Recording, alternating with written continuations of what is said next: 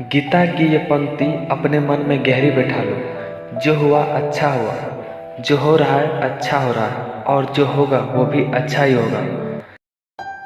हंसते हुए बुद्ध को देखिए जो हमेशा हंसता रहता है, क्योंकि वो जानता है जो हो रहा है सब सही हो रहा है। इस दुनिया में तीन तरह के लोग होते हैं।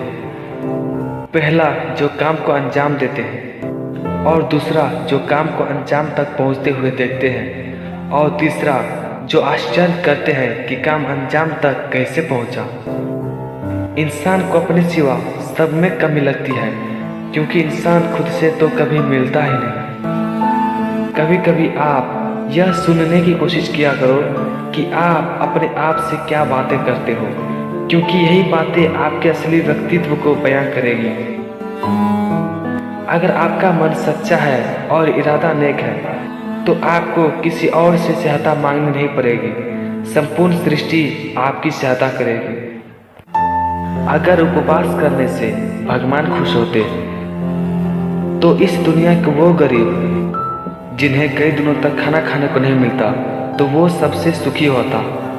बचपन में समय होता है, शक्ति होती है, पर पैसा नहीं होता। जवानी में शक्ति होती है, पैसा होता है, पर समय नहीं होता। बुढ़ापे में पैसा होता है, समय होता है, पर शक्ति नहीं होती। इसीलिए जीवन के हर एक क्षण का आनंद उठाओ। अगर जिंदगी में कुछ पाना चाहते हो तो देना सीखिए, क्योंकि फसल को काटने से पहले उसे बोना तो पड़ेगा। जिंदगी में यही तो गलती करते हैं हम, देने से पहले पाने की उम्मीद लगा बैठते हैं। डर की अनुभूति कोई भी काम करने नहीं देगी। दुखों का सबसे बड़ा कारण डर ही है।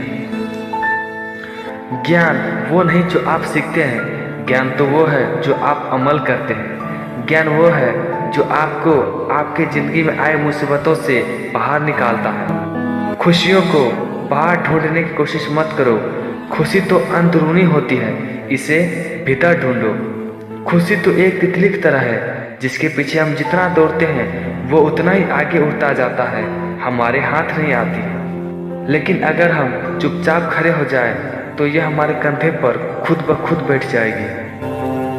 अगर अच्छी नीयत से काम करोगे तो सफलता जरूर मिलेगी।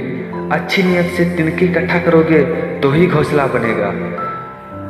बुरी नीयत से इकट्ठा किए गए तिनके आपको झाड़ू के अलावा और कुछ भी न दे सकेंगे।